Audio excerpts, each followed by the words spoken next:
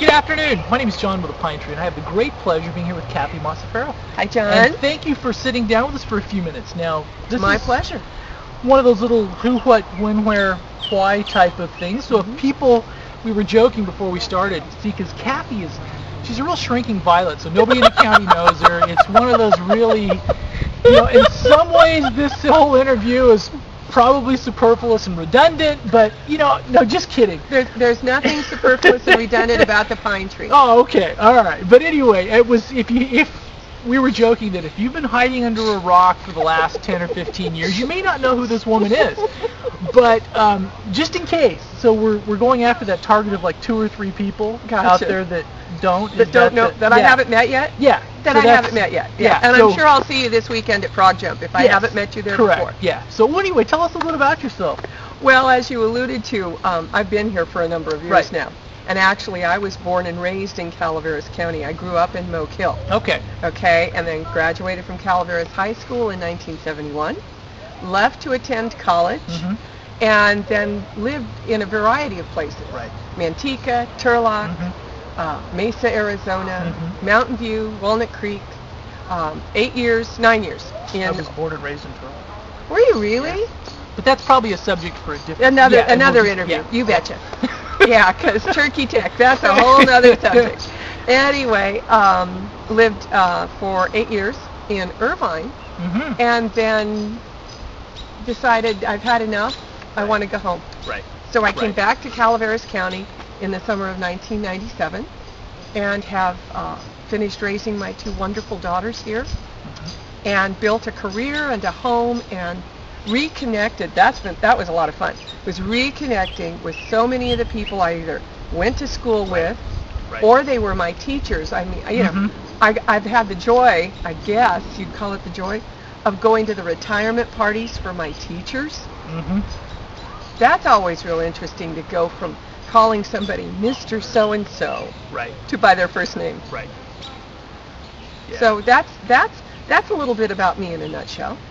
Now, as you're running for supervisor, what are some of the things you would like to accomplish, or what are things you would like to know that what would be, I guess, your platform, for lack of a better term, or what you would like to get done? Well, my primary platform is restoring consistency. Right. Because for the last 10 years, I've been a community banker here in Calaveras County. So I've worked with contractors, developers, people who want to build a home, people who want to open a business. And the last couple of years have been some pretty frustrating times. You can get one answer at 9 o'clock in the morning and another answer at 2. Right. Every time I turn around, ever since announcing my candidacy, I find yet another poster story, poster child, if you will, of why I'm running for office. And with my skill set, both in lending and finance and my construction background, because one of the things I haven't mentioned in the other interviews was that before I got into lending, I actually worked for a developer in Modesto. And he was subdivision construction. One of the things that I had to do was every week I went out on site inspections with him. And he would walk through every house and he'd actually reach up and touch where the door frames meet and see if the meters were close. And because he took great pride, just the fit and finish. And the contractors that I've been privileged to work with, the ones here in Calaveras County that I've worked with for the last 10 years, they're great guys. They're great guys. And all they want to do is build homes for people, make a decent living, and have consistency restored to the whole building and planning department. And that's my primary objective, along with building that revenue stream so that our infrastructure can not only stay consistent, it can be improved. Right. No, I think that's, we, from following the board this last couple of years and everything else, I mean, there's just been some real challenges. Yes, a lot of people have faced, and I think, and in fairness to some of the changes the county made, some of those things, you need to move from a smaller county to a larger, I guess more of a process-driven, but probably nothing's been getting out there. I'm editorializing a little bit here, but it's been tough to see, because you're right, the because we get loaded with an inbound of a lot of correspondence from you and stuff. It's just stuff that's just not getting out. Absolutely. The door. Yeah. And I think they realize that in there. I think they realize they need to get stuff out the door faster. But yes, they do. Yeah. And I had the opportunity just recently to go to an economic summit over at Columbia College, and one of the presentations was by the head of the community development agency in Tuolumne and the gentleman who works at the building department. I got to tell you, I was so impressed with the structure that they've got set up, the flow chart, the information they were able to give you, the complete understanding. I mean, we weren't there for more than an hour, and I walked out with a complete understanding of if I wanted to build a home or build a business in Tuolumne County, here's what you need. Okay. And if elected, one of the first things I'm going to do is learn more from Tuolumne County about how they've streamlined their system. They've got it on computer tracking. You submit your plans, you can go in, and they can tell you where those plans are in the process. Right. It was awesome. Now, in a little bit of a tiny bit of a segue, if you Sure. Is one of the things is I know that there's been a lot of people saying that this is Calaveras County has been just the good old boy network and stuff like that. I guess the question on that is since we're a small county with say 40-some thousand people in it, odds are just from sheer numbers that if everybody is going to know each other, because if you're in a given industry, and let's just take construction for example or something, odds are since that is one, you're going to know everybody pretty much in that industry anyway. So I think in some ways don't we have to, one of the challenges for a lot of people that come into our county that see is that, well, it's just a good old boy network. But some of that was just numbers. Right. Just because they're with a relatively small population base, we're moving gradually. I mean, if you have a limited subset of people in a given industry, right, it's going to look like, the good, because that's the only people that are in that industry. Sure. Is that a fair thing or no? Yeah, no, I think it's a very fair thing. I think if you define good old boy, how you define good old boy is here's your question, okay? Is if it's a good old boy system where slipshod practices are ignored, where you wink against it, etc. That's not the good old. What I was alluding to. That's not what we're alluding to. What we're alluding to is, as you just said, you have a working background. You have a working knowledge. Yeah. I just talked to a contractor just this morning that was very favorable with some of the guys that are in the inspection process. He's in the process of construction. The inspector came in. Now, the electrician is down on his knees working with this outlet. The plug is over here on the counter. In some counties, they'd have taken one look at it and go, nope, and walked out and would not have finaled it. It was the only item done. Got it. To be done. But when you've got people who have a history of working with these guys, who know who you can trust, who know who you have to lean on, common sense should have an opportunity to prevail and walk in. There's the guy on the floor.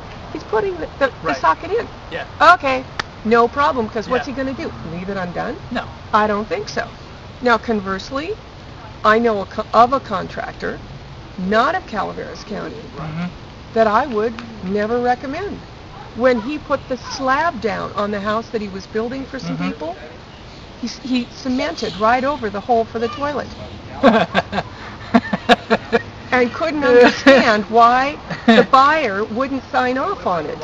County wouldn't sign off on it. Buyer wasn't going to sign off on it. The contractor was really unhappy. Like I said, he doesn't work here in Calaveras County. Got it. But you do. Good old boy can have a bad connotation, and that's not what I have found here in Calaveras County. Right. It's called common sense. Yeah. Does it make sense? Yeah. Where's the benefit to the public good? Right. Because, as an example, the same thing as I know of a couple contractors that have built several houses for the same customers. Yes. It's absolutely. As they've migrated through different phases in life or whatever, and I think that's probably about as good a recommendation as you can get for a lot of these guys. Well, when I started my banking career here in Calaveras County, I worked for what was Central Sierra Bank. So we were very small. We were only 7 branches. In those days, the loan officer was required to go out to the site and walk through it. Now, I always told the customer, you are your quality control expert. Right. You make sure that really is the color that you picked, and that you're happy with it before you authorize me to sign off. But I've worked with these guys literally from the ground up, and I know what they build.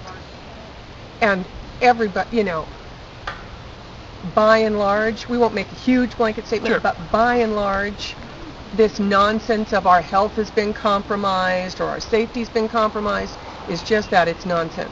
Because I know these contractors, and nobody's safety and safety and health has been compromised. Right.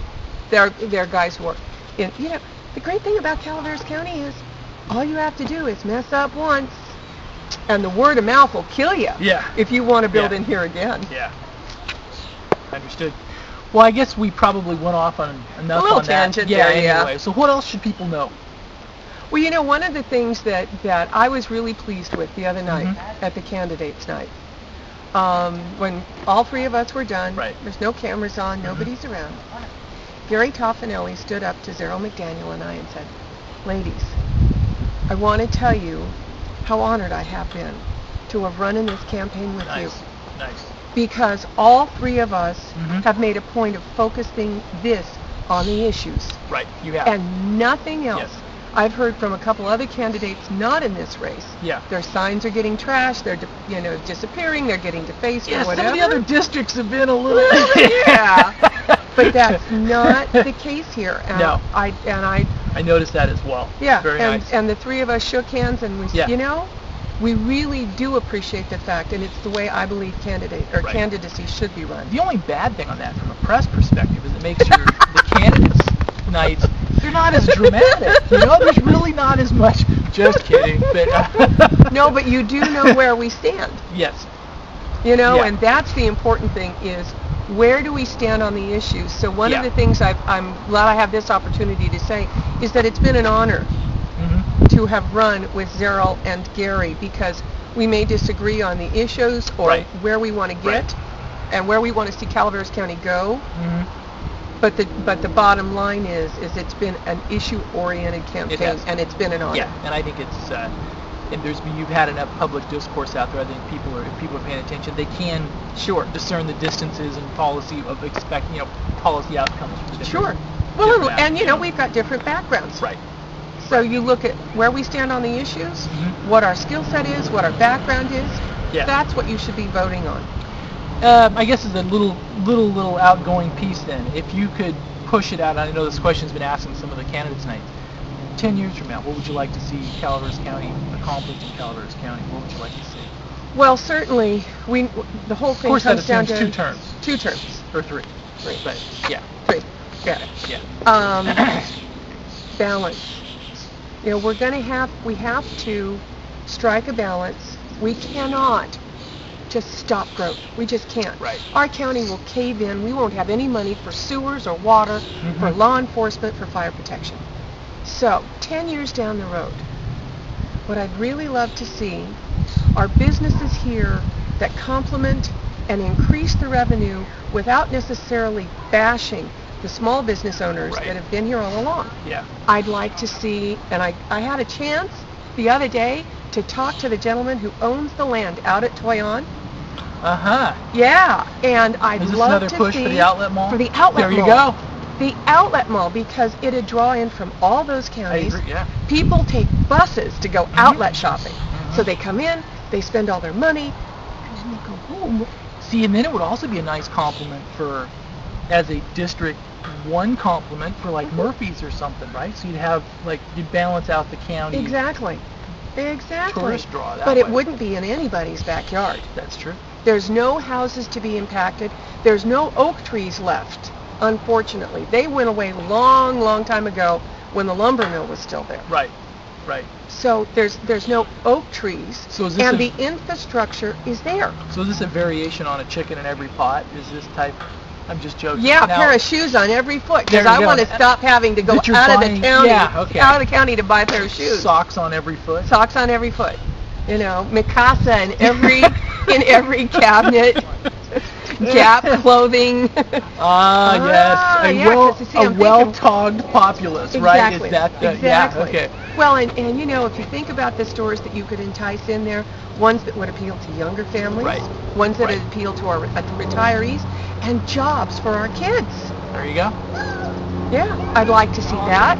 As I've mentioned before, I'd like to see us explore the idea of building a solar energy plant here in Calaveras County. Mm-hmm. You know, we've got some areas that are just prime for that. In Right. Europe, Yeah. they have them on private ranches. Mm-hmm. So they provide power, but it's green, so Right. the ranchers are not Right. negatively impacted. Right. Or think about a place like down at the old cement plant. Mhm. Again, it's nobody's backyard, Mm-hmm. but the power would be ours. We could contract out maybe, you know, you could Right. explore any number of options. And so you've got the revenue for us and the power. How cool would that be? It's good. I mean, because we don't have the population densities that we could. The lack of population densities, we have plenty of open spaces. Exactly to so. do that. And it would protect the open spaces Yeah. and still provide a revenue stream. And the panels would provide shade for cows. Yeah, if they were ever caring about it. Right? The Is that horses what- care more about the shade for cows. Oh, you know. okay. Yeah. Anyway, anything else Yeah, you want right. to add? No, I think that's pretty much Okay. it. You know, we've covered so many of the questions and Yeah. the issues at the Yeah. other ones.